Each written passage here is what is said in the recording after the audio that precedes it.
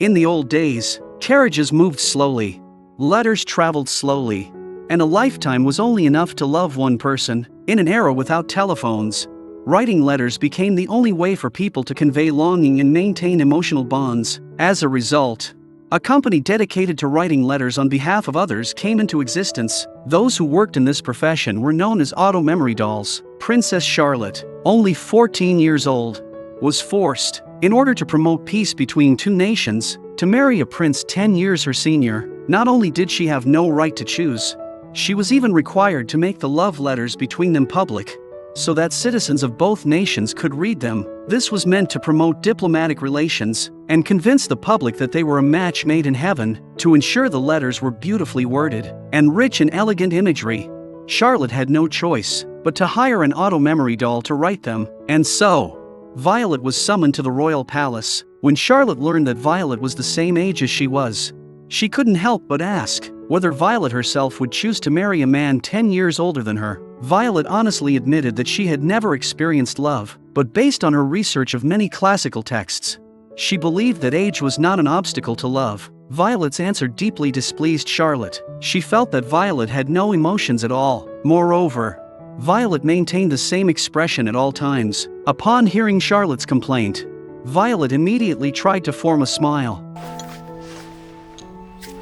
Only then did Charlotte realize that emotional, empathetic communication was difficult with Violet. Left with no other choice, she gave up on questioning her further and directly entrusted Violet with writing the letters. Although Violet did not understand love, the love letters she wrote were filled with extravagant words and overly sentimental expressions. The king immediately ordered the letters to be read aloud throughout the streets. The entire nation became immersed in this fabricated love story. Prince Damien also commissioned an Automemory doll to write his replies. And so, the exchange of love letters between the two was displayed publicly time and time again. The citizens of both nations grew increasingly satisfied with the marriage, and even began to hope that the couple would wed as soon as possible. Yet amid this nationwide celebration, Charlotte alone was filled with sorrow. She stayed indoors all day, refusing to meet with anyone. An unknown fate in a marriage she could not control plunged this 14-year-old girl into a profound sense of helplessness. In her eyes, the love story admired by the world was nothing more than a performance staged by two Automemory dolls. She even felt that she herself was nothing but a puppet with no freedom of her own. Therefore, when Violet asked how she should reply to Prince Damien's letter, Charlotte replied indifferently, "She can write whatever she wants. Damien won't read it seriously anyway." Violet couldn't help but ask further whether Charlotte was dissatisfied because of Damien's perfunctory replies. Charlotte immediately denied it, then slowly removed her crown. At that moment, she was no longer Princess Charlotte, and Violet was no longer an Automemory doll. Now, they were simply one troubled girl, confiding in another girl. Charlotte told Violet that she had met Prince Damien before. It was at a ball 4 years ago. On her 10th birthday, a grand celebration was held. Princes from many nations attended, all of them coming with the intention of forming political marriages. Tired of the hollow pleasantries, Charlotte slipped out of the ballroom alone and hid in a corner of the garden, weeping. For a 10-year-old girl, an uncontrollable future and the hypocrisy of those around her became the heaviest burden she bore. Just when she felt most helpless, Prince Damien appeared. Unlike the other princes, he did not speak with flowery words. He simply told her softly that it was okay to cry. After all, those kinds of banquets were suffocating. He, too, had slipped away from the hall. After saying that, he gently patted Charlotte on the head, and then turned and walked away. From that moment on, that sincere and distinctive figure was deeply etched into Charlotte's heart. But after that encounter, war broke out in her country, and Charlotte was never able to contact Damien again. After the war ended, suitors came one after another. Charlotte knew that a political marriage was unavoidable. Rather than marrying a stranger, she chose Damien, the one who had once made her heart flutter. What she never expected was that all of this would actually become reality. She should have been happy, yet she never knew what Damien truly thought, whether he might fall in love with someone else. And with Damien being 10 years older than her, would there be a gap between them when they spoke in the future? Within this relationship that had no real foundation, Charlotte began to feel anxious and uncertain, and the only way she and Damien could communicate had degraded into a conversation between two Automemory dolls. At this moment, All Charlotte wanted was to know Damien's true feelings. After hearing all of this, Violet stepped in front of Charlotte. She wanted to wipe away Charlotte's tears.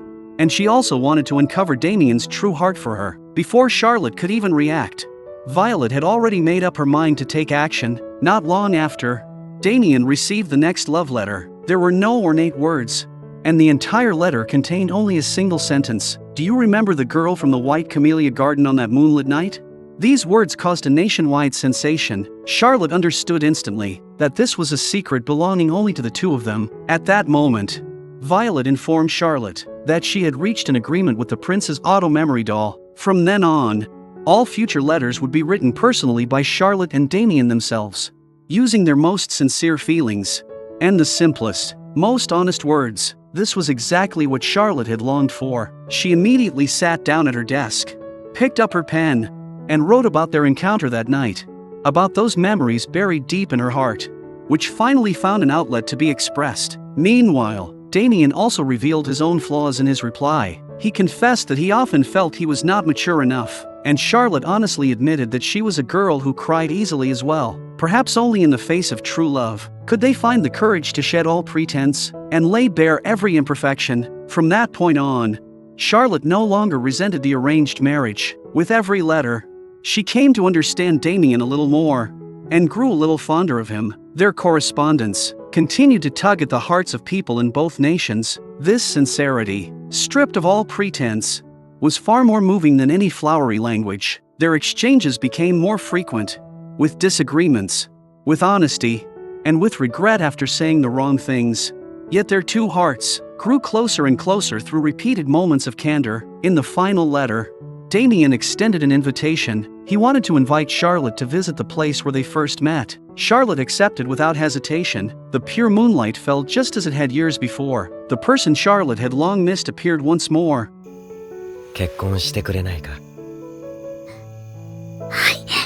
Later, amid the eager anticipation of all, Charlotte put on her wedding dress. A wedding that shook both nations was held right on schedule. She bid farewell to the lady-in-waiting who had accompanied her since childhood, and formally stepped into a new chapter of her life. Violet was unable to attend the wedding because she had to prepare for her next assignment with her colleague, Leah.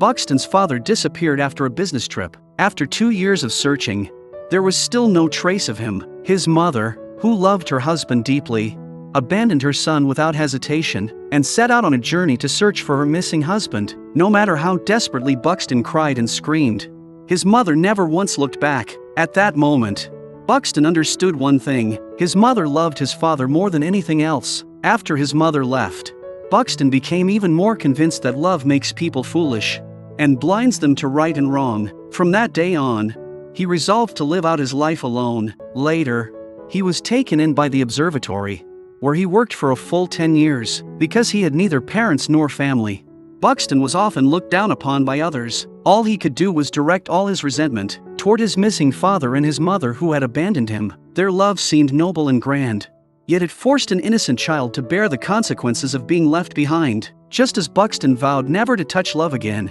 the observatory, due to severe damage to its ancient texts, was forced to recruit a group of Automemory dolls to assist in re-editing and restoring the documents. This was a place rarely entered by women, yet with the arrival of the Automemory dolls, the young male staff began to rekindle their longing for romance. Only Buxton, watching everything with undisguised disdain, he believed that women who dressed so beautifully must surely have ulterior motives. His prejudice against love quietly shifted onto the Automemory dolls themselves. But as an employee of the observatory, Buxton had no choice but to work in a team with an Automemory doll, and the partner assigned to him was Violet. Violet greeted him with graceful courtesy. Her unique presence made Buxton lose focus for a brief moment, yet the prejudice buried in his heart still surfaced during their work. He warned Violet that he read ancient texts very quickly and hoped she would not slow him down. Violet said nothing. She simply removed her gloves slowly as Buxton began interpreting the texts at high speed.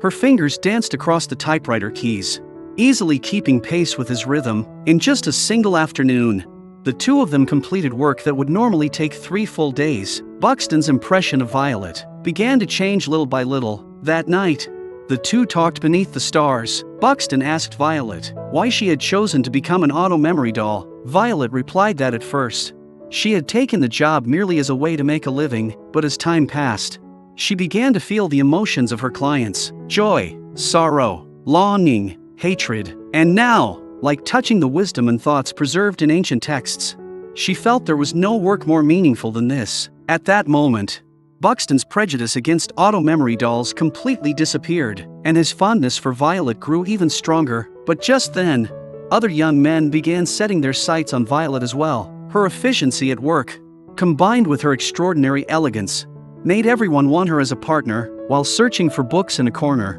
Buxton accidentally overheard his co-workers discussing switching partners. Their words were filled with mockery toward him. Buxton listened from upstairs, already preparing himself for the possibility that Violet would be reassigned. But at that very moment, Violet spoke up before everyone. She told them that she too was an orphan, and that her life had also been filled with misfortune. If birth and upbringing were the standards by which they chose who to work with, then she would refuse to partner with them. Violet firmly rejected everyone and chose to continue working with Buxton. Buxton had never been chosen so decisively before. For the first time in his life, he felt the desire to grow closer to someone of the opposite sex. During his lunch break, Buxton gathered his courage and invited Violet out. He wanted to ask her to watch Halley's Comet with him, a celestial phenomenon that appears only once every 76 years. To his surprise, Violet accepted without hesitation. Buxton left in high spirits, leaving behind only one sentence: "I'll come pick you up that night." In the days that followed,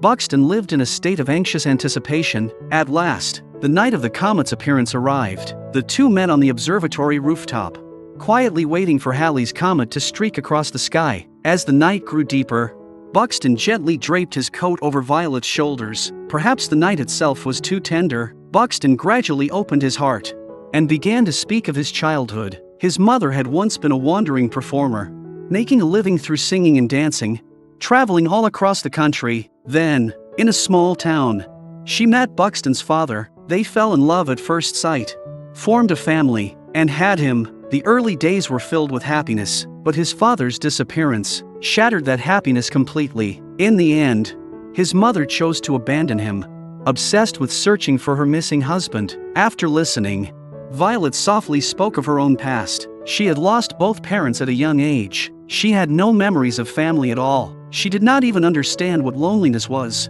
Only one person had ever given her shelter and warmth, allowing her to experience what it meant to be cared for. Buxton pressed further: "You've been separated from him for so long. Doesn't that hurt?